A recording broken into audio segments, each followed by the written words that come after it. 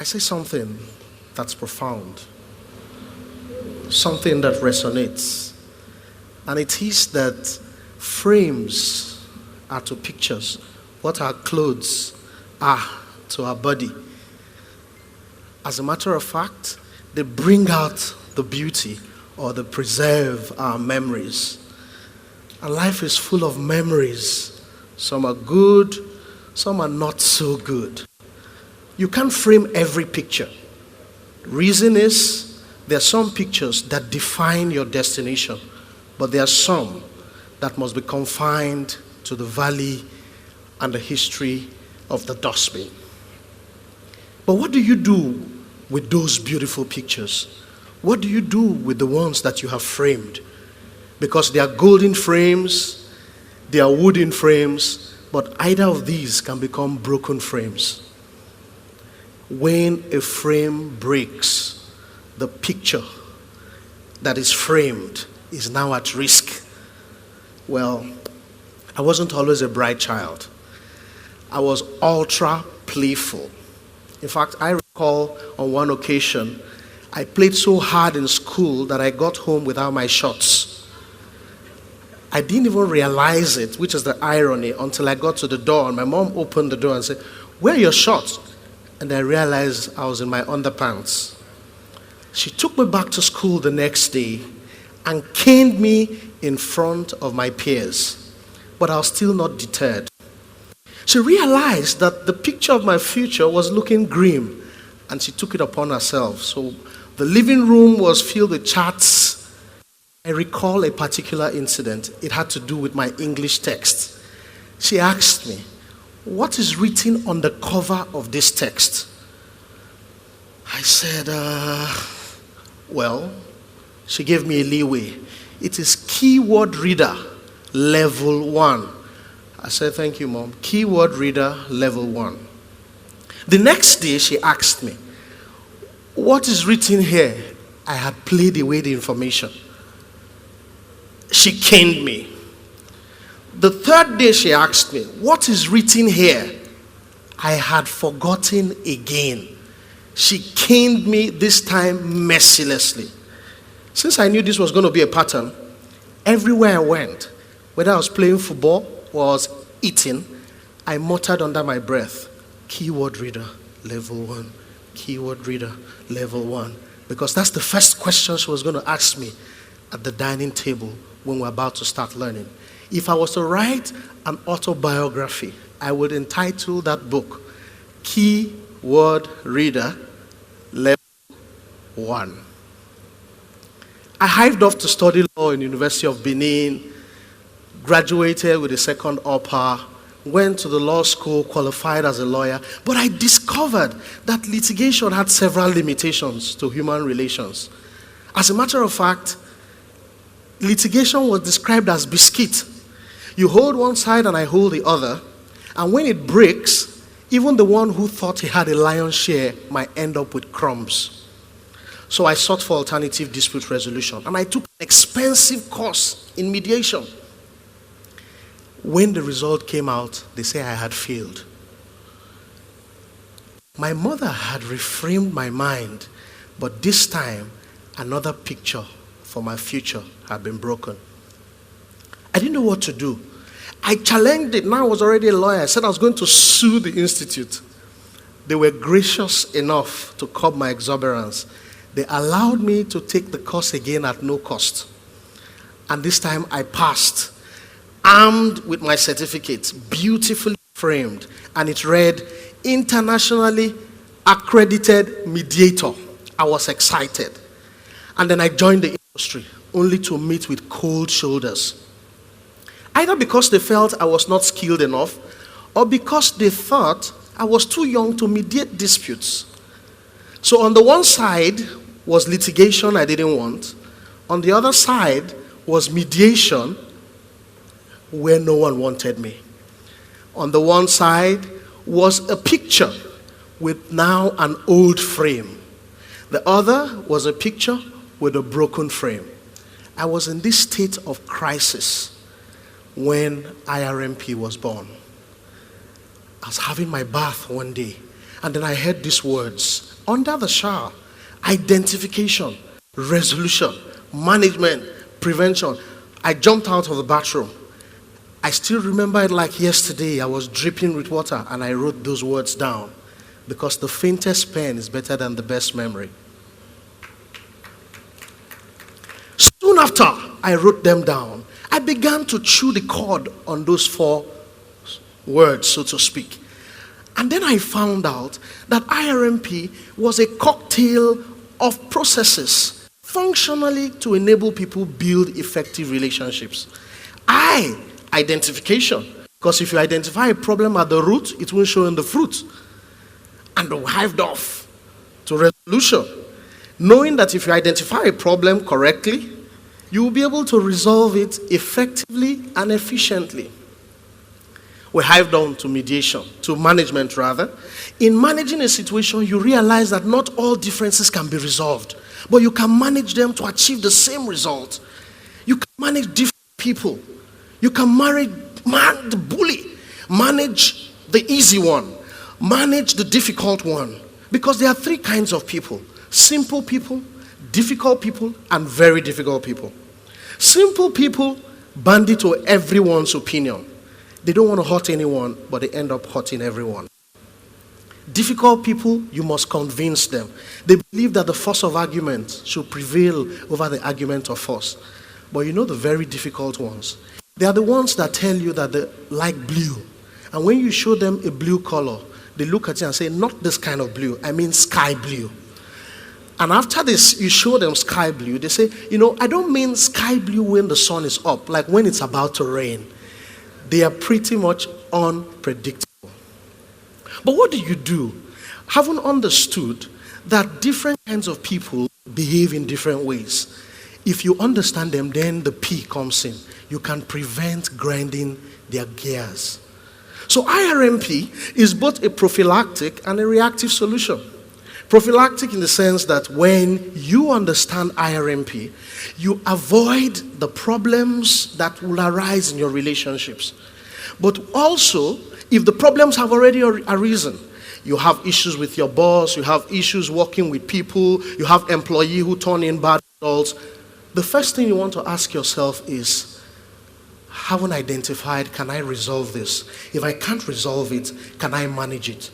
Albert Einstein said, if you judge a fish by its ability to climb a tree, it will always think itself stupid. Mark Twain said, don't teach a pig to sing. You will waste your time and you will annoy the pig. So essentially, 5 creeds were formulated from the IRMP model. The first one says, I will try and understand before I seek to be understood. And it's very simple. Actually mean to say, I will put myself in the other person's shoes before I put them in my shoes. Because if you understand people, you can relate better with them. You can handle their issues. You can discuss with them in a congenial atmosphere that makes it productive. But for you to understand people, what do you first do? Listen to them. People talk about the power of speaking, but nobody talks about the power of listening. Meanwhile, it is in listening that you become effective in speaking. Haven't listened to people. When you listen to them, you listen to what they are saying and what they are not saying. And then you acknowledge what they have said. If your facial expression is the same when they say what is joyful and what is sorrowful, then communication is not yet complete. You must then rephrase, because the whole idea behind rephrasing what they have said is that sometimes out of the gut, people may say things that hurt. But when you rephrase what they have said, you may be able to get to the depth of what they really mean. You can summarize. If you don't listen to people, you can't tell the difference between the wheat and the chaff. By asking them questions, you'll be able to draw out analogies. You ask them questions to really get to the depth of what they are saying and what they are not saying. I will try and understand before I seek to be understood is an immutable power in relating with people. Do you know why? The reason is because people tilt towards those that understand them. Prior to this time, what you do is to get people to understand you. And I'm saying, don't make them understand you. You first understand them.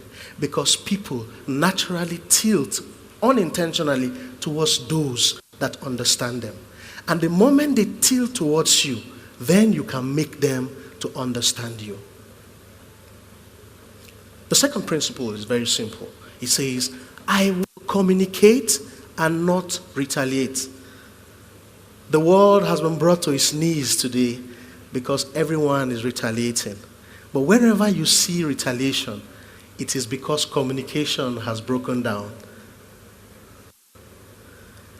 I consider communication to be like medication. The right words heal, the wrong words kill. And whenever you say something, you have put out an egg and dropped it on the floor and it's broken. No matter what happens, you can't get it back again. So I will communicate and not retaliate actually relates so much more to what you say, but in fact, what touches more is how you've said it. In other words, whenever you communicate with people, first and foremost, look at the words that you speak. Process them. Refine them. Don't let them come out in such ways that you want to take them back when it's already too late. Another principle says, I will apologize and take responsibility. There are many reasons why people don't apologize. Ego, pride. But the most common of all is because they believe they are not wrong. Why should I apologize if I'm right? But here is this. When the value of the relationship exceeds the consequence of the offense, you apologize even if you're right. I've met many people who were right, but the relationship was destroyed. They were right, but the relationship was frustrated. They were right, but they're exhausted, they are drained, and they're happy. I will apologize and take responsibility. The reason is because you need to understand that there are different languages of apology. The non-verbal is the one I prefer, not even the verbal apology of I am sorry. The non-verbal apology is when they demonstrate by their behavior that they regret their action. Don't insist. You know why? Because recurrent apology can devalue it. I'm sorry, I'm sorry, I'm sorry, I'm sorry. And before you know it, the whole essence of I'm sorry is lost. You know the next principle? To get along with people? You won't believe it, but it is going the extra mile. To build relationships, you give. To maintain relationships, you appreciate. But there is no time, no matter how wealthy you are, that giving is easy. Every time you give your time, your money, or your energy, you are bending backwards. You're going the extra mile. And when you give to people, you create a system that enables people to value that which you have given them. Perhaps for every 10 person you give, 1 person appreciates. So don't give 10 people, give 20, give 30, give 100. As you increase your threshold of giving to people, you build lasting relationships. But then, to maintain those relationships, you must appreciate. And that's your responsibility. When people are kind to you, whatever they do, make appreciation your culture. You must be willing to say thank you. You must be willing, even when they do the things they ought to do. By saying thank you, you maintain the relationship. Hiving up from there, you need to be a problem solver because the world is filled with problems. And the more problems you solve, the more liked you will become. To be a problem solver, you need a sense of purpose, a sense of ownership, a sense of belonging. But you know, team spirit is the most powerful ways to solve problems. In 2012, I traveled to Israel and then I climbed Mount Sinai. It's 3 hours up, 2 hours down. I was very enthusiastic about that trip because as soon as I headed out,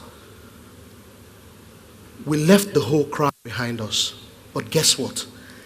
The tour guide said, those who have gone ahead, you better walk beside me.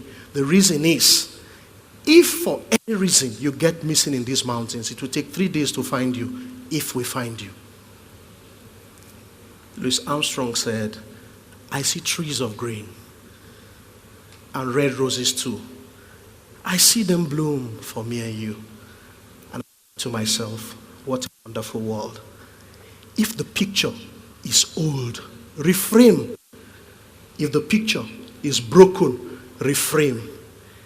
There's one thing you must not do. Don't refrain, just reframe. Thank you very much.